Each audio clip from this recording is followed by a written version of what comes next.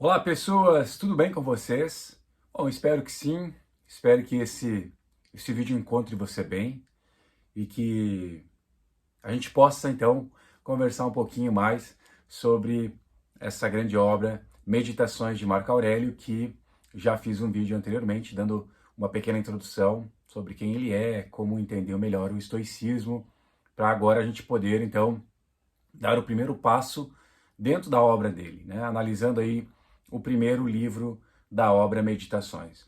Lembrando só para a gente contextualizar que Marco Aurélio é um imperador romano e, portanto, o estoicismo entra às portas de Roma, né? Lembrando que o estoicismo é um movimento helenístico de tradição, portanto, grega, que entra então aí às portas de Roma, influenciando, né, muito dos seus cidadãos, sobremaneira, a gente pensar, Marco Aurélio, que é o próprio imperador.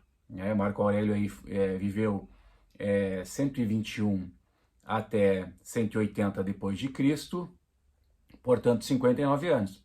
E se nós pensarmos, né, em termos de época e em termos de cargo, né, que era bastante sempre muito, vamos dizer assim, belicoso você ser um imperador, a gente conhece inúmeras histórias, ele viveu 59 anos, o que para a época a gente pode considerar que é razoavelmente longa uma vida dessas. E provavelmente a gente pode fazer essa dedução graças também ao modo como ele tornou-se um imperador e como ele conduziu, obviamente, o seu império.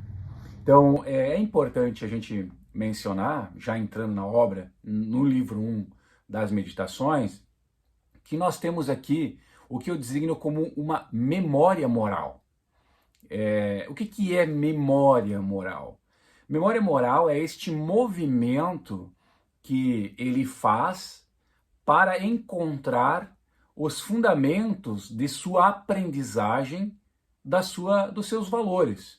Então, se nós começarmos a ler ali, e você pode fazer esse exercício junto comigo também, você vai ver que ele está atrelando sempre a alguma pessoa, ao pai dele, à mãe dele, aos tutores, aos professores dele, né?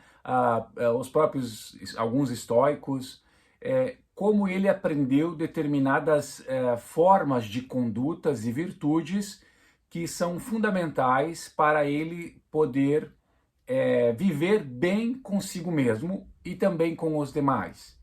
Ou seja, para que ele possa fazer a prática ou colocar a filosofia estoica em uma praxis. Lembrando, se você não viu outro vídeo, recomendo que veja, que há uma diferença entre ser um filósofo estoico e ser um estoico. Não necessariamente você precisa, você saber uma filosofia estoica te faz necessariamente um estoico. Aqui o estoico está muito mais atrelado à ideia de uma praxis, né? Lembrando que o estoicismo tem está pouco preocupado, eu diria assim, para não dizer que não importa para eles, com uma questão mais intelectualista, no sentido platônico do termo, como discutimos no outro vídeo. O estoicismo ele está muito mais preocupado com o modo como nós podemos viver melhor neste interstício entre nascer e morrer.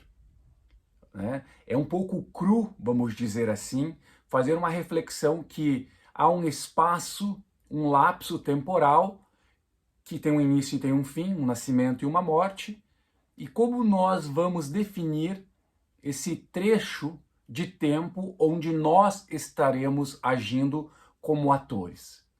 Então é isso, por isso que eu acredito que o estoicismo, e assim como outras filosofias, são fundamentais para que a gente possa pensar a nossa vida no sentido de poder melhor viver.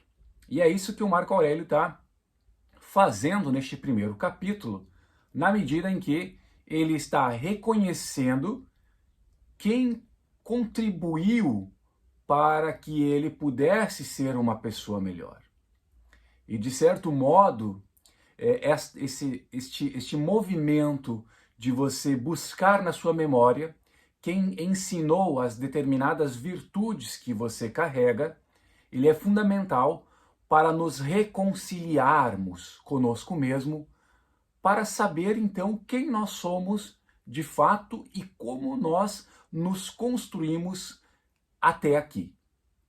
Ou seja, nós somos o que somos porque nós percorremos uma determinada, vamos dizer assim, ou um determinado caminho que, se nós tivéssemos feito diferente, qualquer decisão talvez que nós tivéssemos tomado diferente, nós poderíamos hoje ser totalmente diferente.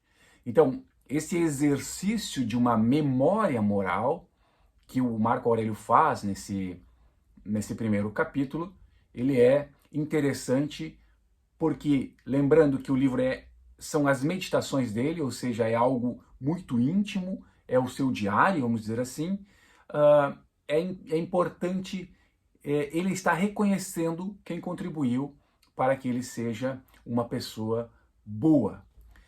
Interessante também notar que, bom, Marco Aurélio era de fato um imperador, e esse movimento do primeiro capítulo, né, fazendo esta associação com o cargo que ele ocupava, ele está demonstrando algo muito estoico, que é a humildade e gratidão.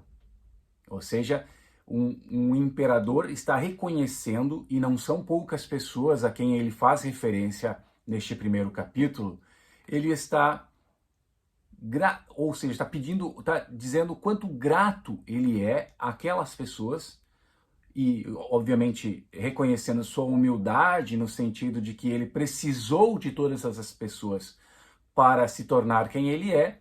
Então mostra aí essa perspectiva e essa característica fundamental em um estoico, que é da gratidão e humildade.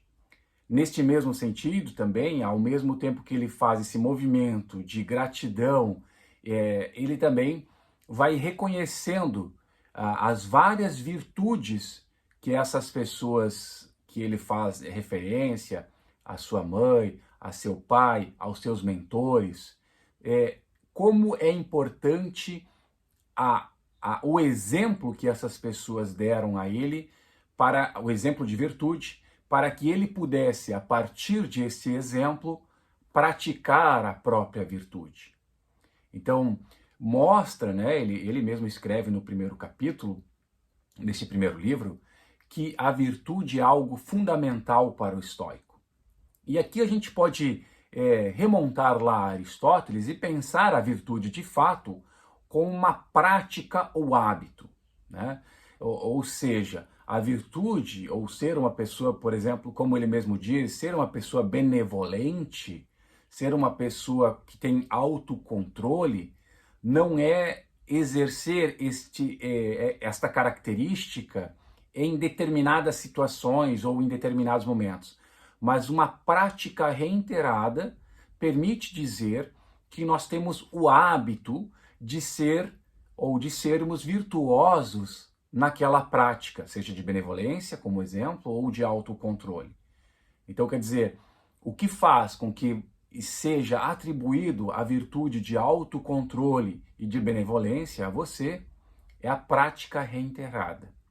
E até a prática e o hábito, portanto, vamos dizer assim, é como se fosse um exercício para nós, para que nós mesmos vamos nos modificando ao longo do tempo, certo? Isso eu posso falar porque a perspectiva de autocontrole, ela é muito complexa para nós seres humanos, não é verdade? Muitas vezes, eu vou dar um exemplo aqui. Há tempos atrás eu estava fazendo uma cerquinha para um lugar onde eu iria plantar algumas alfaces para os meus gatos não entrarem, e aí eu me martelei a unha do dedo, né? E o que eu fiz? Eu atirei o martelo fora e disse que a culpa era do martelo, ou seja, totalmente descontrolado, porque o martelo não tem intenção, né? Então esse autocontrole, ou quer dizer, atribuir a fatores externos uma culpa que na verdade foi minha, porque eu errei a martelada, e tá tudo bem errar. Obviamente que esse erro dói, não é verdade? Uma martelada na unha dói pra caramba.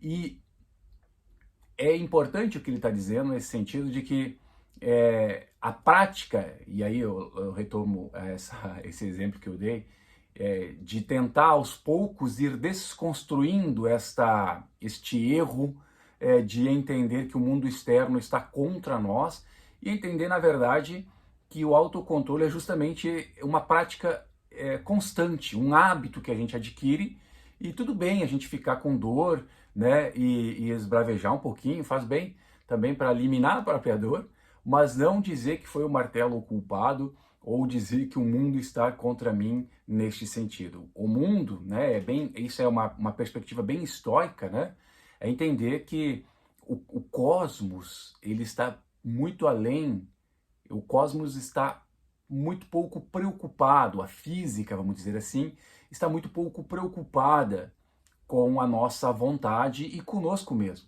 Nós é que estamos no mundo e o mundo tem uma certa ordem, uma certa aleatoriedade, se a gente quiser também entender. Então, isso precisa ser dito para que nós também possamos reiteradamente ou habitualmente exercer as virtudes estoicas. Um ponto interessante que Marco Aurélio retrata nesse livro primeiro é a necessidade que nós temos ou seja, há uma interdependência humana e que todos nós, portanto, precisamos um dos outros.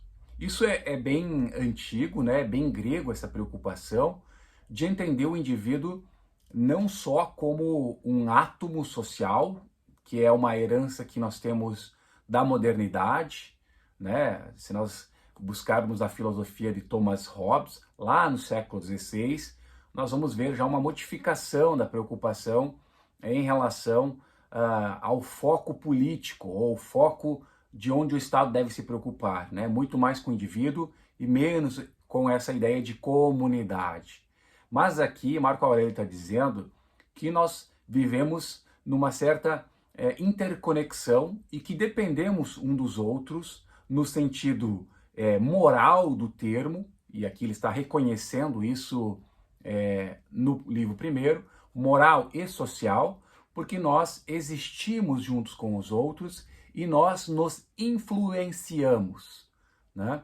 Eu acho que isso aqui também cabe uma certa reflexão para entender que em alguns momentos nós precisamos entender, e óbvio, o tempo nos permite dizer, a nossa capacidade deliberativa também, de que certas pessoas nos fazem uma influência muito boa na nossa vida. E reconhecer isso é um papel fundamental para a nossa, obviamente, reconhecimento de humildade, como o próprio Marco Aurélio nos mostra, mas também para reconhecer que ninguém se faz sozinho nesta vida, né? E isso não faz ninguém ser menor. Pelo contrário, a prática de reconhecimento, tanto ela de reconhecimento que nós dependemos um dos outros, como o reconhecimento de estar errado, nos torna muito mais fortes, nos torna muito mais autônomos, eu diria assim. Porque a pessoa que ela reconhece o seu erro, a pessoa que reconhece que ela depende dos outros para determinadas coisas e que ela, de fato, dependeu de muitas pessoas ao longo de sua vida para ser quem ela é, seja o pai, mãe, tio, né, o professor, as pessoas que ajudaram de alguma forma, a pessoa que faz isso, ela se reconcilia consigo mesmo e conhece a si mesmo no sentido aristotélico, socrático do termo, para dizer e reconhecer essa humildade que ele tem, no sentido de dizer, olha, eu não me fiz sozinho e eu agradeço e sou humilde em dizer que não há ninguém que se faça sozinho. Então isso é muito bonito porque, veja, Marco Aurélio era um imperador, ele era a lei, né? Hoje a lei é a Constituição, Marco Aurélio era a lei. Ele não precisava fazer isso e mesmo assim ele fez. Então esse é um movimento bem estoico para se ver e ao mesmo tempo é uma reconciliação consigo mesmo. Outra questão muito importante que é tratada dentro do livro primeiro é a questão de simplicidade e autodisciplina, né? E aqui tem a ver pela aquela máxima estoica de viver de acordo com a razão, com a reta razão, e ter um certo controle sobre os desejos e as emoções. Então nós vemos a todo tempo Marco Aurélio fazendo este movimento de controle e autodisciplina, como se fizesse uma própria autoanálise, né? Enfim, já falamos que é uma espécie de diário, mas ele está fazendo esta autoanálise. Em alguns momentos nós veremos, se pegarmos o texto propriamente, ele vai dizer, olha, é importante que a gente, depois de uma discussão, e se há aí algum tipo de mal entendido, nós possamos, né, assim que for dada essa liberdade para que o diálogo possa se recompor, de voltar a falar com esta pessoa.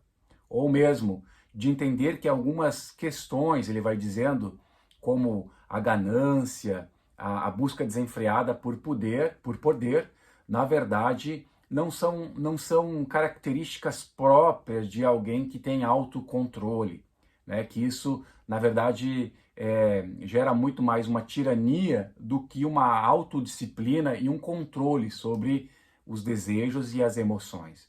Então, grande parte desse primeiro livro, nós vamos ver esse binômio entre esse autocontrole, essa autodisciplina, né, em vista também de uma promoção de uma vida mais tranquila, certo? Enfim, quem não tem este autocontrole das emoções, naquilo que nos é possível controlar, naquilo que está na nossa determinação enquanto pessoas, é importante agir para que ela seja, digamos assim, esse autocontrole seja um hábito, seja aí uma virtude no sentido da prática reiterada. Para finalizar, vou fazer alguma referência que eu acho importante. Por exemplo, ele diz que aprendeu com seu irmão Severo o amor à família, o amor como, vamos dizer assim, em estrito senso, o amor à sua esposa, o amor aos filhos, por exemplo, ter bons pensamentos, boas esperanças, ser uma pessoa mais otimista do que pessimista. E otimista aqui ele não está dizendo para ser um idealista, mas ser aquela pessoa que, considerando a realidade onde está, o que a gente pode esperar, né? Ele também fala, por exemplo, em relação ao seu pai, com o qual ele aprendeu, então, a dar ouvido às pessoas, a saber escutar, a saber partilhar.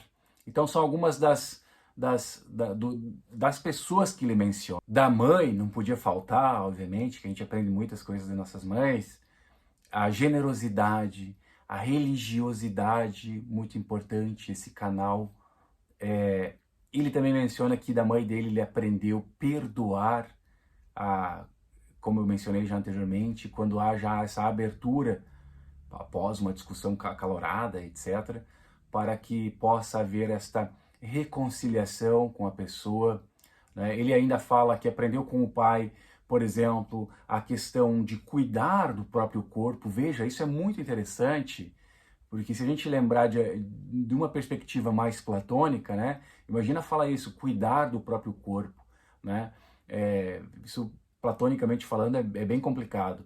Mas ele está dizendo aqui que é importante a gente cuidar do nosso corpo, não com um apego, como ele diz, absoluto e absurdo sobre o nosso corpo, como se fosse a única coisa que pudesse existir. Mas ele faz parte de quem nós somos e, portanto, cuidar bem dele significa também nós termos uma vida melhor e uma vida mais tranquila em relação à nossa saúde.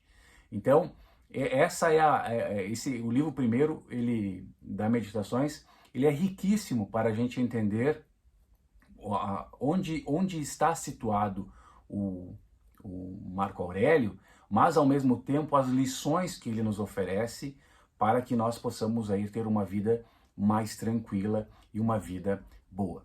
Afinal de contas, como ele diz, a gente não precisa almejar uma riqueza absurda, mas também ninguém consegue, obviamente, ser totalmente, ou ter uma vida tranquila totalmente na pobreza. A gente precisa ter o mínimo para que a gente possa ter uma vida tranquila, cuidar do nosso corpo, da nossa mente de nós mesmos, portanto, e ao mesmo tempo cuidar das pessoas que estão no nosso círculo mais privado e no nosso círculo